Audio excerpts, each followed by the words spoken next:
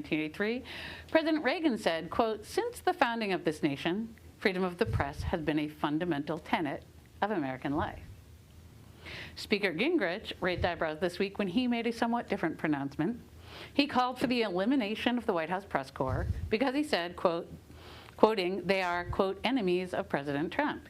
And he went on to say that journalists have earned the label enemy of the people. Mr. Speaker, we appreciate you coming here to the National Press Club to discuss your views on our industry and your new book, Trump versus China. I think a lot of you have the book. So welcome. So I guess my first question is, why are you here of all places? Well, look, first of all, I was invited. I believe You were invited. I believe in freedom of the press. I don't happen to think that the White House press corps and the way it has evolved is particularly useful. I think it's too cloistered, it's too precious, you have a handful of people who become overly important.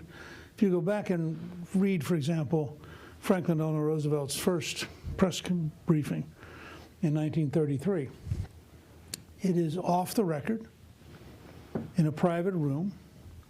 If anybody in the room leaks anything that is not approved, they're never invited back. And do you think that's a good, healthy way for the press to behave in a democracy?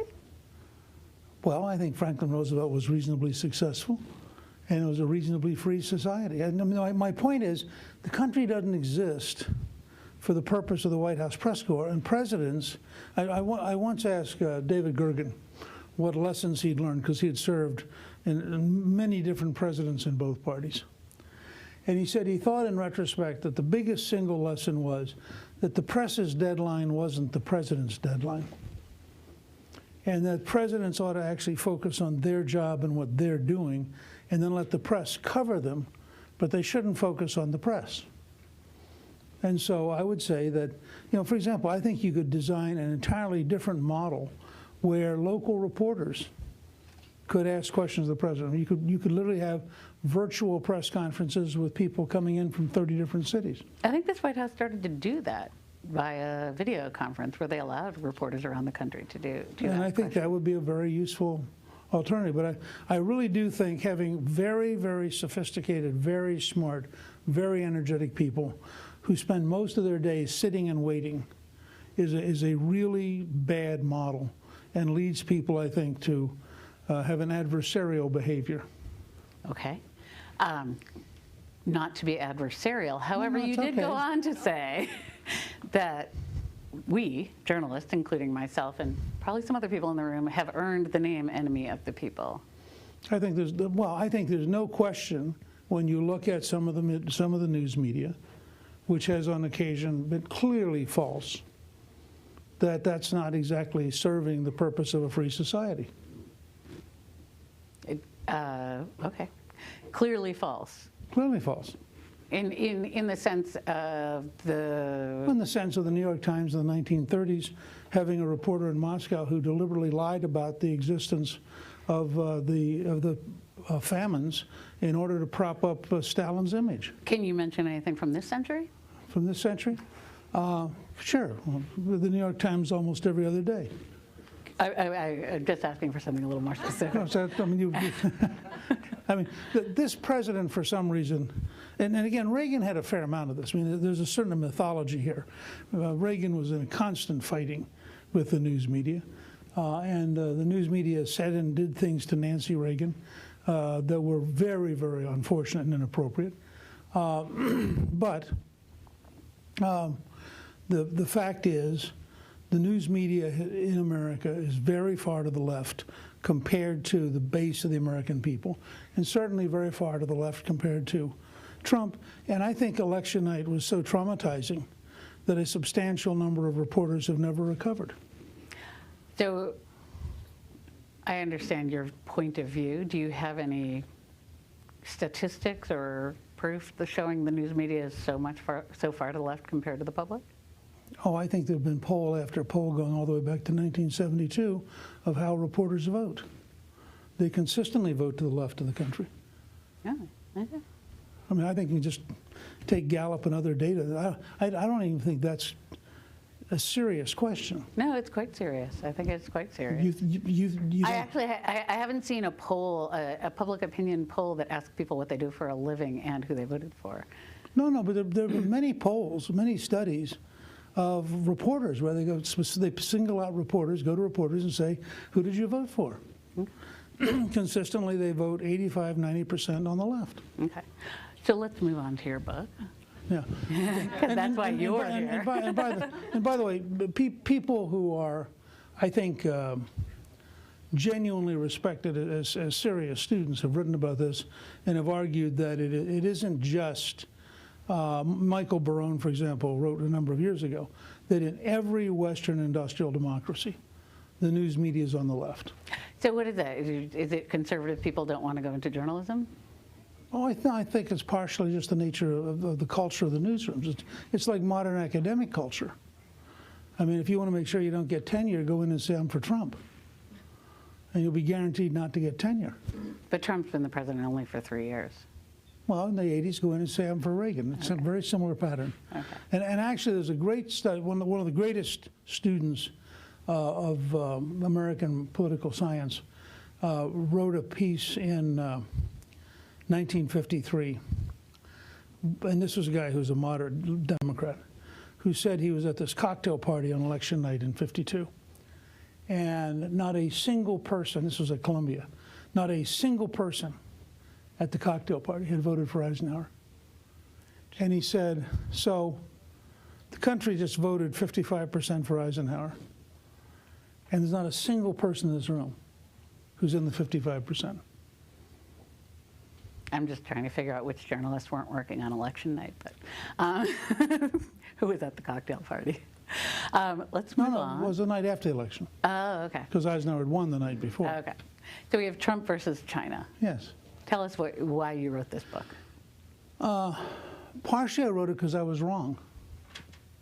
I mean, I had a model in my head of China and a model of its probable evolution, and I misinterpreted Deng Xiaoping's Southern tour, where he called for open markets, and thought it was the first step towards a more open society.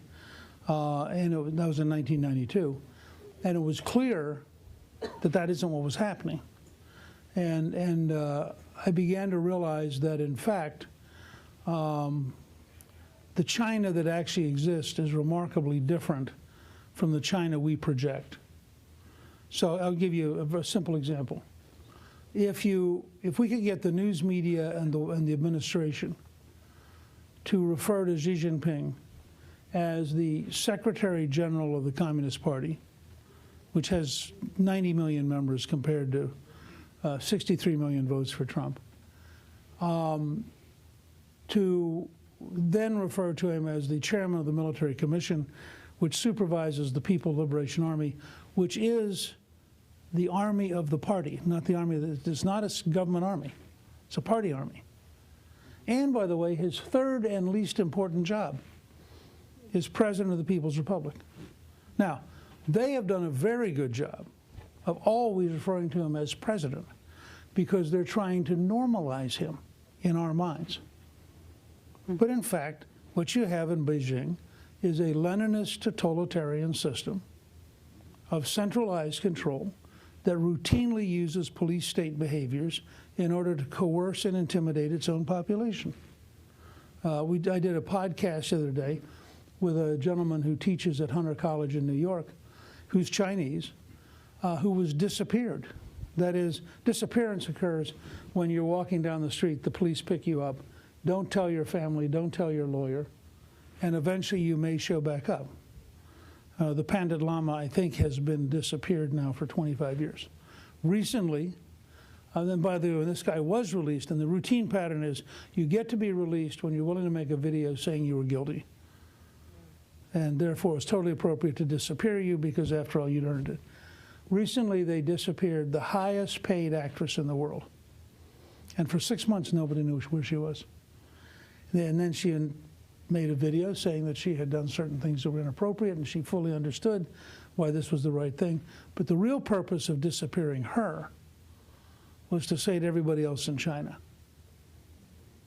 if we can do that to her, imagine what we can do to you. So your argument, and this was U.S. foreign policy's general belief for decades, that by engaging countries Right. like China Right. and doing trade with them and working with them, they would, by nature, through capitalism, turn into democracy. That's right. And it was wrong. And to me, and I say this in the book, I say, look, I was one of them. I thought we ought to put them in the World Trade Organization because they'd learned to be in a rules-based organization. I thought they were gradually going to open up. It was all a lie. And it's not, this is not to say that these are evil people sitting around in the afternoon thinking this stuff up. These are people who are Chinese. They represent 5,000 years of tradition. Until 1800, they were the richest, most powerful, and most prestigious country in the world. They went through what they call the century of humiliation. And in their mind, they're back. And being back means that the rest of us should understand that if the NBA tweets wrong, it should apologize or be punished. And the fact that it happens to be an American company is irrelevant, because the Chinese have the right to punish anyone they want anywhere on the planet. Now, I read what you said about the NBA in your Yes. Fox News column this morning. Yes. And I just want to find out if you draw any distinction between that and the NFL players who were protesting and our president tried to punish them. Well, our president said it was the wrong thing to do. I think that's actually a very good example. Mm-hmm. Take a look at Donald Trump saying, in effect, I really think this is a bad idea. I'm really opposed to it. I really think the owners shouldn't let them do it. And the Chinese Said they should fire them. Right. Yeah. If they did it, the owners should have control of the team they pay for. Good. Right. That's what he said. Okay. Didn't enforce. Didn't have police power. What the Chinese government said to the NBA was, we're cutting off 17% of your income unless you kowtow. Just understand. There's a huge difference between Donald Trump expressing a strong opinion and Xi Jinping using the full power of the government to blackmail an American company, I think. Okay. So what is the solution? Are you suggesting that the trade sanctions right now are the solution to this problem? I think that we are faced with an opponent so powerful and so intelligent that, and I say it in here, I think they're the greatest threat to us since the British Empire in the 1770s, much greater than Nazi Germany or the Soviet Union. And I think that it's going to, first of all, require a national conversation. I mean, it requires, it's part of why I wrote the book, is to say, this is a topic if you don't want your grandchildren speaking Chinese and obeying Beijing, then this is a topic we'd better have a national dialogue about. I also have a chapter in the book that says a lot of our problems aren't China's fault. So, I mean, it's not China's fault that we have 6 schools in Baltimore in which not a single student was able to pass either the math or the writing exam. Not a single student in 6 schools. Now, we're not going to compete with China without very deep and very bold overhaul of our education system, because we're producing people who can't compete. And we have to be honest about it. That's an example. But we need a national conversation, and then, frankly, we need a wrenching change in our systems. We're not prepared today. If you look at the rise of Huawei and the development of 5G as an internet-based system, we have no American company that's competitive, not a single one. In 1929, 3 Army Air Corps majors on their own decided they had to compete with Germany and Latin America, and they founded Pan American Airways. And the U.S. government then made sure that Pan American Airways succeeded.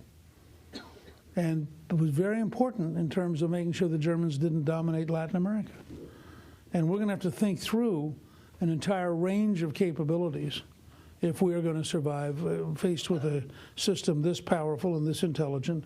I mean, I have great respect for it. I am not in any way suggesting that these people are either stupid or incapable of being serious competitors. I have great respect for their capabilities and their seriousness. I'm going to open up the floor very soon, so if you have questions, start signaling on that issue. So right now, there's a big hand-wringing, wrenching conversation in the United States going on about Facebook, which has proposed a cryptocurrency platform. WeChat in China has a cryptocurrency platform. It is huge compared to Facebook, and has, just by nature of it being in China, millions, hundreds of millions more potential customers. Right. That's part of the reality of the world we're entering. I mean, I don't frankly get exercised about cryptocurrencies. I think they raise very interesting questions because you begin to have, for the last couple hundred years, currency has been essentially a national monopoly around the world. But if you go back and look at Adam Smith's The Wealth of Nations, the last section of the book, which I frankly never quite could get through because it's so opaque. I mean, I read all the parts that relate to economics, but the last section is on Scottish currency and Scottish banking, and it was not a topic I could ever get very excited by. But prior to the rise of the modern nation state, many different places created currency. So I mean, I actually, Clifton and I think own 3 units of Bitcoin, and I gave 1 each to our 2 grandchildren. But a huge amount of the U.S. projected power across the world is because we have what is considered the reserve currency and the banking system that everyone depends on. Sure. And it'll be interesting to watch and see whether or not, in fact, you can develop a genuinely autonomous currency that maintains its value and that is not susceptible to states taking it over. I mean, in the end, power ultimately is the ability to physically occupy. So, it's conceivable. And you're seeing this with the internet now. People thought, and so if you go back to the 1990s, people thought, oh, the internet's always going to be open. Well, no, the internet, in fact, is very closed in a lot of countries because sovereign powers have the ability to occupy with armies, and they have the ability to shoot you, and they have an ability to sort of say, you really don't want to do this. And so people find themselves limited, even though in theory the internet was supposed to be open. The reality of national power has intervened. So you talk about the need for a national conversation, the need to talk about the fact that China is a threat. I mean, a conversation is one thing. Do you have any idea where that conversation should lead? I mean, what? Well, I mean, I hope it leads to a desire by the American people that we remain independent and sovereign, and that we maintain our freedoms, and that we do what is necessary to counter the Chinese capabilities and to offer the world an alternative. I had an Australian diplomat say to me when I was doing research on the book that there are a lot more people on the planet who'd like to join the American club than want to join the Chinese club. Mm-hmm. But we need to make it possible to join the American club. And I think that's we did this after World War II. If you look at the period from 1946 to 1950, we're wrestling with all these questions. Are the Soviets really a threat? I mean, we had a former vice president run on a third party in 1948 on the grounds that they weren't a threat. We were guilty of starting the Cold War, and that we ought to basically stand down. And so there was a really big, deep national argument about whether or not we had to respond to the Soviet Union, and if we're going to respond, how should we respond? And I think that we're going to go through the same cycle here because, and the NBA is a good example. There are lots of Americans who aren't going to read this book, and they're not going to worry about, the sophisticated news media. But if ESPN is reporting that the NBA is being blackmailed by China, it reaches a whole tranche of people who would not normally have thought about it. And I think I'm confident that the Chinese will gradually force us into this conversation. And I have enormous faith in the American people over time. I think on any given day, we may not be all that clever, but as a nation, we're remarkably effective over time. So you keep mentioning the American people, which I think is a very important group, but what about our allies in Western Europe, our other democratic allies around the world? How important it is to have this conversation on a global level? I think it's important to have it everywhere. And I think part of it gets caused by the Chinese as they go into countries in places like Africa, where they initially offer really good deals, and then it turns out that the loan rates are usurious, that the bridges are going to actually be built by Chinese workers who they import, and that the production is often pretty shoddy. So I think you're actually finding a certain amount of buyer's remorse. But look, I mean, my wife is the ambassador of the Vatican. We currently live in Rome. I spend about 2/3 of my time there. And we are all jealous of you for that. You know, it should be. Yeah, it's an amazingly fun place. But when I'm there, you know, all of a sudden Xi Jinping comes to Rome, and they sign an agreement to run the largest port in Italy, which is Genoa, and they sign an agreement to run the port in Trieste, which is the entry point for Austria and South Germany. Well, if that had happened in the Cold War with the Russians, we would have just gone bananas. And we are just totally unprepared today to think about. There are 46 Chinese port projects in Africa, 46. And we're totally unprepared, and your point's exactly right. This has to be a worldwide competition, and it has to involve an ability to reach out. And frankly, the truth is, we have been pretty good at it. I mean, we ran a huge worldwide coalition that contained the Soviets. I just came back from a trip to Japan, where I was meeting with Japanese and Korean officials, and there's a huge. I mean, you know, they look at China and they decide they love us. You know, because we're further away, we're not a threat, so I think the potential is there. The Australians, the more they've dealt with the Chinese, the more they like us. The Vietnamese are really hostile to the Chinese. One Vietnamese said to a friend of mine, you know, you've been having problems for a decade. We've been fighting them for 1,000 years. I mean, so it's interesting. In fact, when I was a freshman, in 1979, I went to a breakfast meeting with the Chinese ambassador. I thought this was surreal. I go to a breakfast meeting with the Chinese ambassador who lectures us on not having been tough enough with the North Vietnamese. And I'm sitting there thinking, I can't quite believe I'm in this meeting. But they were fighting a war. I mean, they fought a very real war in '79 and had thousands of casualties on both sides. Okay, I would like to open it up to questions. I think I've seen several hands over here. And sorry, the microphone is traveling around. I don't have full control of it, but I will. Kevin. Oh, gentlemen. Okay. Mr. Speaker, thank you for being with us. In the realm of warfare, there is what's known as kinetic warfare, pulling triggers and bombs bursting. And there's another paradigm that has to do with non-kinetic warfare. The question I pose is, China at war with us? Well, I mean, the Chinese are certainly would describe it as being in competition. They wouldn't say necessarily the war. And I really think it's very important for anybody who would understand this to read Sun Tzu rather than Clausewitz, because Sun Tzu was written about 500 years before Christ and is actually written for politicians, for kings. It's not a book on strategy for generals and admirals. It's a book on how to use generals and admirals.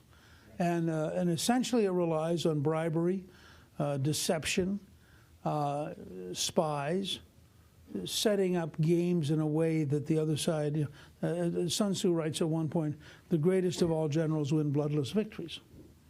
So I look at the South China Sea campaign, where the Chinese have now issued a map saying that literally the entire South China Sea is Chinese sovereign territory. It's about half the size of China itself, and have now started building islands and are gradually, methodically, calmly creating an environment where facts on the ground will make it impossible to compete with them. And they're doing it very slowly, very pleasantly. In any reasonable historic model, it's an act of war. And the South China Sea, by the way, has 1/3 of all the commercial shipping in the world. It's a really very important area. And they're doing it in a very nice, pleasant way. And they you know, and they've now invented, and I write about this in the book, they've now invented a fishing fleet which is actually militia. They're subsidized. They don't actually fish very much, but they're available so that if they have to crowd out the Filipinos or the Vietnamese or the Americans, they can bring hundreds of fishing boats to bear. So where's the line between competitor, adversary, and enemy? Well, I mean, it's a continuum, I think. They will where not. is They will. China They with will. us Well, now? look. Are They will. Well, it's a little different than the Soviets in that Trotsky and Lenin and Stalin really were world revolutionaries. I mean, although Stalin believed in revolution in one country to consolidate it for the purpose of later on having revolution everywhere, but they actually were, in their own minds, at war with Western capitalist society. I don't think the Chinese, in their own minds right now, are at war with us. I think that they think of themselves as being in a very intense competition with us, one they think they're going to win, and preparing that if they have to, they could go to war with us. But since they think they will win the competition without war, they have no interest in getting there. Kevin. Mr. Speaker, I would like to have you comment on Hong Kong and what kind of message that sends to people in Taiwan, Southeast Asia, and the rest of the world, the way that Chinese are dealing with Hong Kong. Well, you know, that's a very good example, though, where they are treading a line very carefully. If they had the same mood they had at Tiananmen Square, they would have already sent the army in and crushed the resistance, which they could do.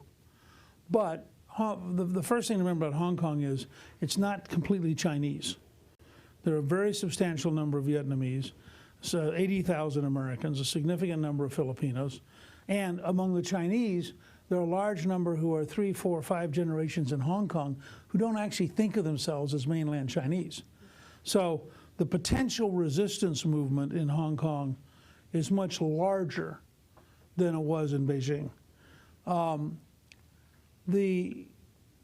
think that what Xi Jinping has been weighing, and he gave a very tough statement in Bhutan last week when he was on a state visit, and he said, was he in Nepal? I thought he was in Bhutan. Bhutan, they don't have diplomatic relations. Okay, then he was in Nepal. Yeah. I stand corrected. Now I'm going to have to go back and check because I don't know why I would have substituted Bhutan. But he said basically, we will crush the bones and smash the bodies of anyone who thinks that they can disrupt our territorial integrity. Well, I mean, a lot of you think Trump speaks pretty harshly. I think smash the bones and crush the bodies is certainly in a Trumpian level of, you know, communicating clearly. But they haven't done it yet, and I think they're trying to outlast the demonstrators, because I think they know that the diplomatic and psychological hit they would take if they tried to truly repress Hong Kong, and the very real danger that it would lead to guerrilla warfare, that you would suddenly have a substantial number of people, and big cities are really hard. You know, if you go back and look at places like Stalingrad, I mean, the idea that you're going to occupy Hong Kong against the will of the Hong Kong population, that's a very daunting project. Right here. My name is René Pfister. I'm working for a German news magazine, Der Spiegel. I have two questions, if I may. My first question is, you said a lot of countries want to be in the American club regarding China, and I agree, the Europeans want. Do you think it's a good idea alienating the Europeans by threatening to impose tariffs, or in fact impose tariffs on European countries, when you want to have them at your side in the fight against China? And the second, a little bit more general question. There was a big debate, as you are a veteran of the Republican Party, there was a big debate after the Syrian decision of President Trump, if he abandoned partners, allies. Do you think there is a point when the Republican Party will break with Donald Trump because they think it's no longer the foreign policy they stand for? Thank you. Well, I think in the specific case of Syria, they did. I mean, I don't think there's any question that people like the Senate Majority Leader communicated publicly and explicitly that he disagreed. And I think the party at large, this was partly caused, frankly, by the way they handled it. You know, major leaders don't like to wake up in the morning and be told something happened last night without consultation. Now, it's very common And the greatest novel ever written about the U.S. Senate, a book by Drury called Advise and Consent, opens with that kind of event. So it's not uncommon, but it always part of our constitutional tension. And Trump dramatically increased the hostility by the way he handled it. Whether he was right or wrong, he handled it in a way that maximized people being mad at him. But I don't think they're going to break with him in any strategic sense. But I actually thought they did the right thing. I mean, I think it's very helpful in our constitutional system to occasionally tell a president that you've gone too far and you got to slow down and think. And no president likes it. I used to ride on Air Force One on rare occasion because I was a very junior member, but I'd ride with Reagan, and we'd leave Andrews and he'd come back to chat with us. And every single time he would say, I tried to convince the pilot to go over the Capitol and bomb it, but they wouldn't do it. And I would think to myself, I'm your ally. I'm a member of the Congress. What are you doing? But it's a psychology of being president of the United States that all of these little pygmies, it's a lot like Lilliput. I mean, they think of themselves as Gulliver, and they have these little pigeons, and so that's what. The other part, I think I disagree with your premise. I mean, the European Union can't fine Google $5 billion and then issue the order they issued in the last few days on Facebook and declare that it's an extraterritorial instruction to be applied worldwide and not think we're going to retaliate. I mean, I'm a PhD in European history. As a child, I lived in France and Germany during the Cold War. I did my dissertation in Brussels. We're currently living in Rome. I love Europe. But the Europeans have this knack of thinking that everything should be a one-way street. And I'll give you the example of NATO funding. I was an advisor to Bush and Rumsfeld when they were trying to get NATO up to 2%. And the richest, you represent the richest economy in Europe. And I think it's 1.2% of the GDP to defend itself? Huh? I think 1.3. 1.3, okay. I lost my case. And I think Trump's attitude was, I think I'll just yell at you guys for a while. And some countries have responded. But I don't think as a country which has since 1945 been the primary protector of the planet in terms of stopping hostilities, that it's wrong for us, given the percent we spend, to say to our richest allies, gee, maybe you should be able to help defend yourself. I don't think of that as hostility. I think it's an honest, straightforward relationship. Here. Right here. Hi, Mr. Speaker. I work for a private Chinese media, and I have 2 questions. One, back in June, I asked the President Trump how he views China, and I gave him 3 options. 1, strategic partner. 2, competitor. 3, enemy. Guess which one he picked? Competitor. No, he said strategic partner. Huh? He said strategic partner. Partner. Yeah. Should I take his words seriously? I think that's what he would like. I mean, I think Trump's whole personality as a real estate guy is to always try to find a way to work with the other person. That's why you get this weird stuff with Putin. I mean, I think he really wishes he could go around the planet and somehow schmooze everybody, and then everybody would like each other. But if you watch our behavior, we are certainly not treating China as though it's a partner. No. So that's why my second question, do you think the root for this confrontational relationship right now is because of the different political systems? And is a cold war that you or many China hawks wants to say that's what's happening? And do you really think that's beneficial to people in China, in the U.S., and in the world? I'm not sure what you mean by beneficial to people in China. And what do you mean? It's like everyone, if you can exclude China, you can say, is it beneficial to the people in the U.S. or people in the world? Do you really want to say the 2 biggest powerful countries in the world that are being, confrontational and, like what's happening during the Cold War? Well, I guess the question I would ask is somewhere between being very aggressive in the South China Sea just to take that example. You know, I went to, when I was working on the book, I saw a senior Chinese diplomat, and I said, I really want to get your version, your explanation of why you have over 1 million people in concentration camps in Western China. With a straight face, I mean, a brilliant performance. He looked at me and said, you shouldn't think of them as concentration camps. You should think of them as boarding schools. Because we're trying to teach the Uyghurs to be Chinese. Now, a guy who can say that with a straight face is stunningly dangerous. So I look at Tibet, I look at the Falun Gong. I mean, how can a breathing society be a threat to the dictatorship? And yet you talk to people who are Falun Gong, they'll tell you. They get locked up, they get killed. They claim some of them actually are killed for their organs, for organ transplants, but they certainly are outlawed, I mean, without getting into the more grotesque parts of it. So I think that what you have is legitimately, authentically, one of the 2 largest countries in the world, since India now is about equally large and will presently be somewhat larger,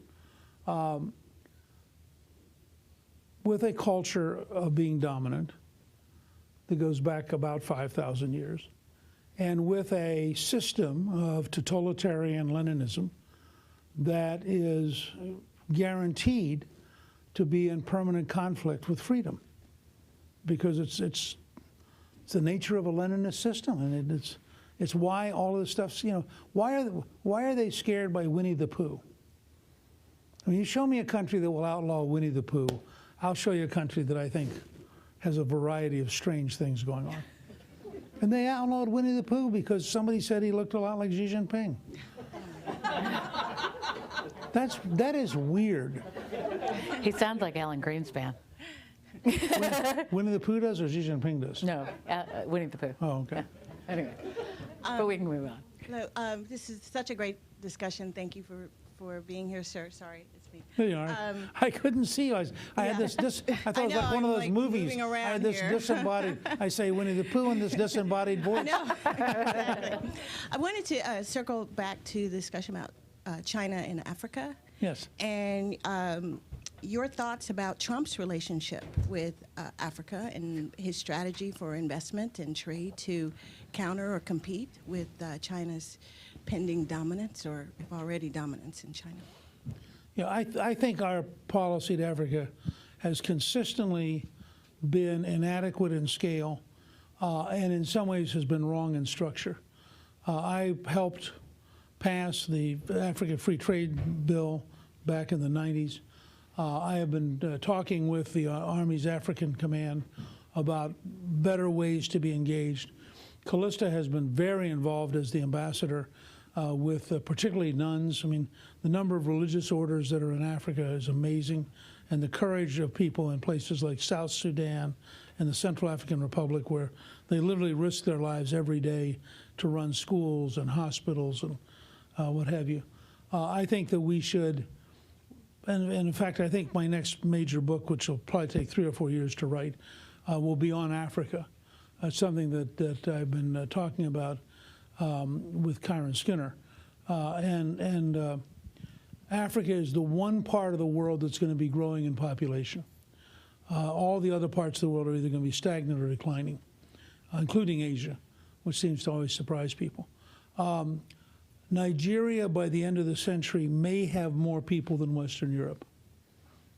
And we have no, this is partly Trump, but it's the administrations for the last 3 or 4 presidents. The 2 places we neglect at enormous peril to ourselves are Mexico, which is fighting a civil war, and sub-Saharan Africa, where we should have much more attention being paid by AID and by state and by others. Now, we are frankly, I mean, people often forget this, we are the most generous benefactors on the planet. We feed more people than any other country. We provide more help to hospitals, et cetera, than any other country. But we don't have a coherent strategy.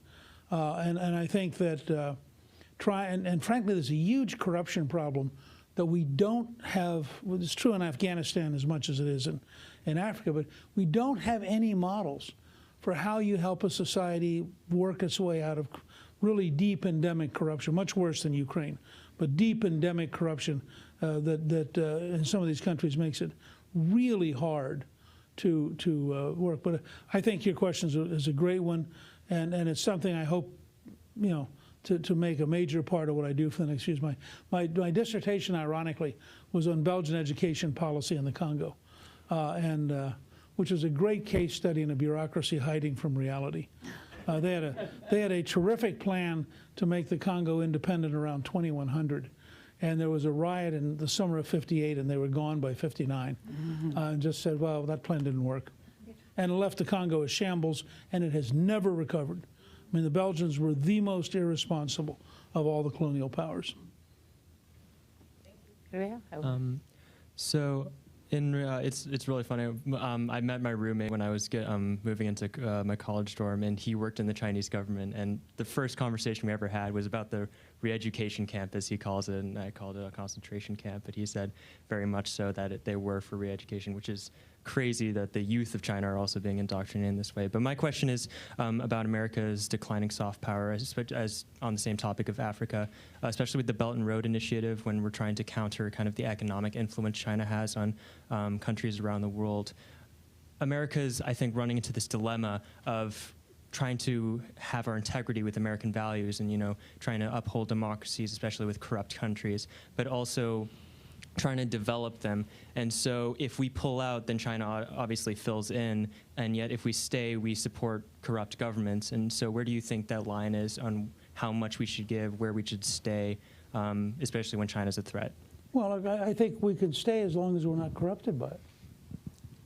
But I think there is an enormous advantage in the long run to having a standard of honesty and a standard of legality and insisting on it. And I think, you know, let the Chinese line up 20 or 30 totally corrupt dictatorships and see how long they want to try to sustain it, because they're not going to economically develop. I mean, money doesn't go to places where it can be stolen. Look at Venezuela or Nicaragua. Look at Cuba. So I think we want to say to people, we would love for you to have a chance to have private property. We'd love for you to have the rule of law. We'd love to have a government that's actually honest. And I think we have to think a lot about the lessons of Afghanistan and Iraq, and the fact that we still today, in the longest war we fought in our country's history, 18 years, we have no model of operating effectively in a way that would grow a government that wasn't corrupt. And that should really bother us. I think it's a fundamental failure of the American military and the national defense establishment, that after 18 years, they haven't really thought through how hard, and it's hard. None of this stuff's easy. The gentleman, we have a question in the back. Mr. Speaker, a few minutes ago you mentioned a few of the ports around the country and terminals around the world that China has taken over either ownership of or leases for. Now, some years ago, here in the United States, everyone got very exercised when Dubai Ports World wanted to take over some of the ports, or actually not ports, but terminals in the United States. But when you look at our hemisphere, China has got terminals on both ends of the now expanded Panama Canal. They are operating broadly in Central America.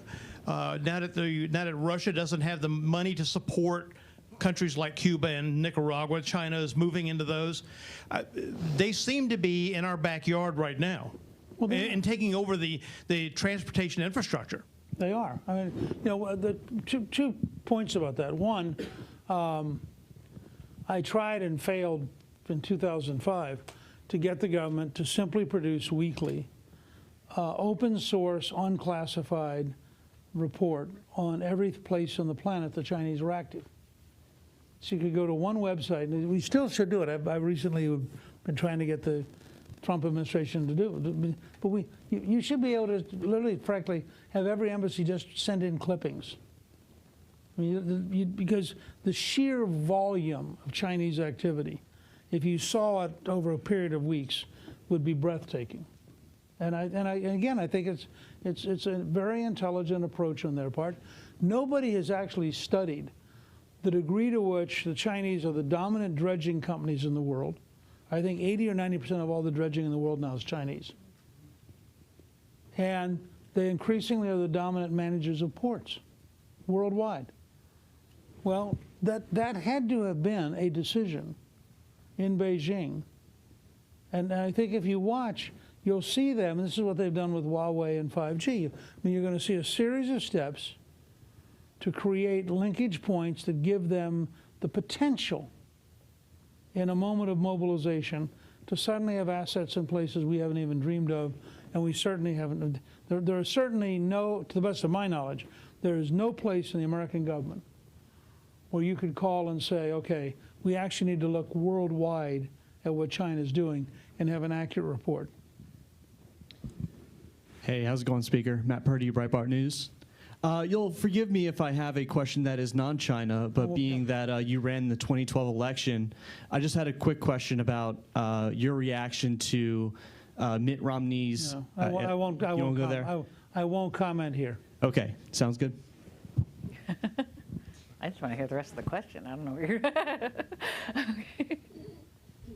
Mr. Speaker, thank you again for being here. It seems like you've illustrated the fact that China has a strategy, a long-term strategy, and we have not established. We're more reactive, maybe not even aware of a lot of what's going on. But do you have any thoughts about how we can extract ourselves from our dependency on China? China produces a vast amount of our pharmaceutical drugs, our drugs, our technology, a lot of our products, and they become very effective in stealing our business models. We were at a Fortune 500 conference in 2005, and Jack sat next to a gentleman from Austria who opened a plant in China, hired a lot of locals. A year later, they opened a plant down the street, took everybody away, put them out of business. And we have a lot of companies saying, wow, we're going into China. This is going to be a great market. And really, they're ripping us off. So we have a lot of dependency on China. Any thoughts about how we... Sure. I mean, I think if you were designing a grand strategy, and again, I mean, we shouldn't feel bad about ourselves. Between 1946 and 1950, we had a national debate. Now, we happen to have leaders who had fought in World War I, spent 20 years preparing, led World War II. So so these are people who thought on scale. But in a 4-year period or a 5-year period, we designed an entire worldwide strategy, built the alliances to sustain it, invented the CIA, the Strategic Air Command, unified the Defense Department. I mean, spent money covertly in France and Italy to keep them from going communist in the elections in 47. I mean, we did in 48. I mean, we did lots of stuff. And we sustained it, whether it was a conservative Republican or a liberal Democrat. I mean, even through Jimmy Carter, who was probably the least engaged, but who gradually got educated and got to be much tougher in the course of his presidency. We sustained it from basically the issuance of NSC 68 in April of 1950 to the collapse of the Soviet Empire in 1991. And broadly speaking, we never deviated very much. At the margins, whether it was the Vietnam War, the Korean War, et cetera, there were deviations. But the core pattern worldwide was there. I'm confident that once we think it all through and we decide what our goals are and what we want to accomplish, that our capacity to arouse and organize human capabilities is vastly greater than a totalitarian state, whether even a Chinese totalitarian state. And the specific question you raised is pretty simple. We ought to have a bill in Congress right now to start the debate that says we will allow any company moving its manufacturing out of China to take a tax credit on the total cost of moving it to another country. And overnight, first of all, you would immediately attract the attention of the Chinese. And that's part of it. Part of this is we want to set up positive environments of dialogue in which they understand that we're not fools and that we're not, and that we're not soft people who they can run over and bludgeon. Because the truth is, we're still much bigger than they are. I mean, nominal GDP is very misleading. They got 1,400,000,000 people. They have lots of challenges. They have a huge number of people in poverty. They have big environmental problems. They have big water problems. So I don't think we have to get up every morning and think that it's hopeless. but it's serious, and it's going to take real work. Can I just jump in here? Sure, you're in charge. I am in charge.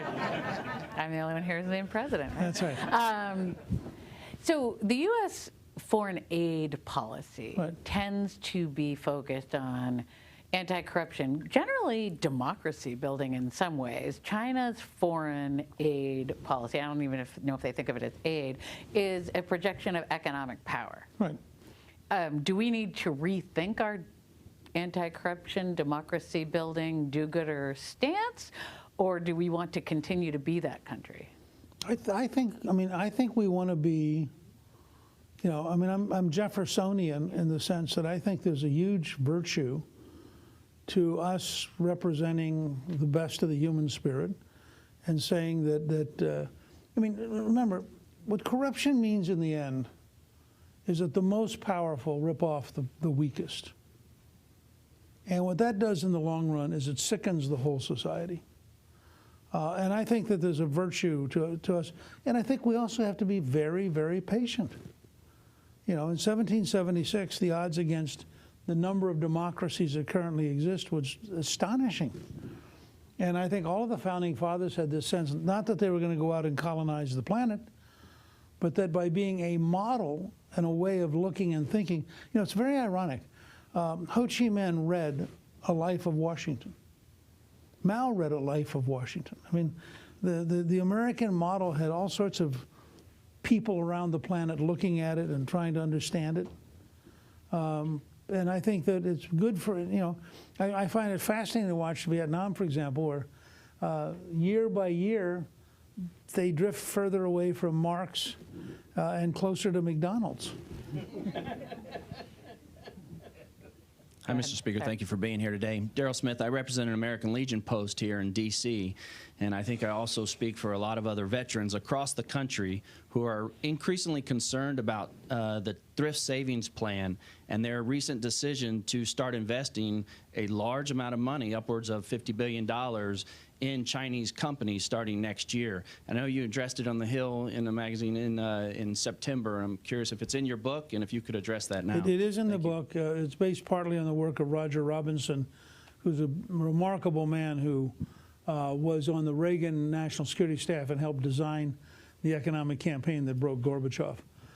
He's very young at the time, and he runs probably the best intelligence operation, small company in Georgetown, the best intelligence operation on Chinese finances and Chinese companies that I've ever encountered. Well, I mean, there are bills being introduced. Marco Rubio in particular has been very good on this. I think we're gradually getting the attention of the Treasury. And I think that it's very likely that these things are, the National Security Council is moving on them. But it's very interesting. I mean, one of the things you have to remember is for the elites at the level of the sort of the New York money manager types, China has been wonderful. These people made billions. I mean, there's a reason that Bloomberg gave a recent interview in which he said China really wasn't a dictatorship. It really had to take, you know, really had to please its people. I mean, you read this article and it's like insane. But if you're Bloomberg, and the Chinese at one point threatened to kick out all of his businesses because they'd actually begun running a series in Bloomberg News on corruption in China. And Bloomberg caved. I mean, because the Chinese said, we're going to rip out every single one of your devices. And they said, oh, okay, we got it. It's not, you know, we're not giving up that much money just to be good journalists. And so I think that there are a number of people who are billionaires because of China. And from their perspective, this is all just, you know, it's just money. And how can you worry about little things like the Uyghurs or Hong Kong or people being disappeared? All right, just for the record, I used to work for Bloomberg. The journalists, many of those journalists quit the company because of that. No. And it was the business side. So I'm just, you know. Before. Oh no, I didn't suggest it was the journalist. Okay. I mean, the person who told me this. The person who told me the story. My profession this evening. Well, no, the person who told me the story was one of the journalists who quit. Okay. We have another question over here. By the way, I should say, just to be defensive for half a second, that I wrote my first article for a weekly newspaper when I was, I think, 11, that I had a mentor in Harrisburg, Pennsylvania, named Paul Walker, who ran the Harrisburg Home-Star. I cut my teeth on politics by reading Frank Kent of the Baltimore Sun. You know, I think that the best of American journalism is world class. Okay, thank you. I would like more of it.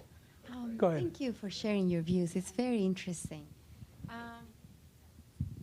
I wanted to ask you, recently we held the annual meetings of the World Bank International Monetary Fund here in town. What are your views on multilateralism and the roles of these institutions?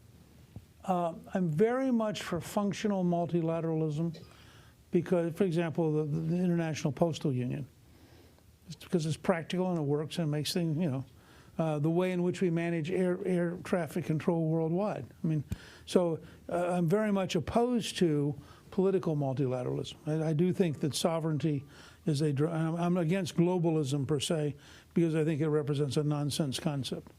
I mean, there's no natural base for a globalist system. Okay, I'm just going to cut here because we are out of time for questions. I know everyone has more questions, but the speaker is going to sign some of his books over there. You'll all have a few moments with him.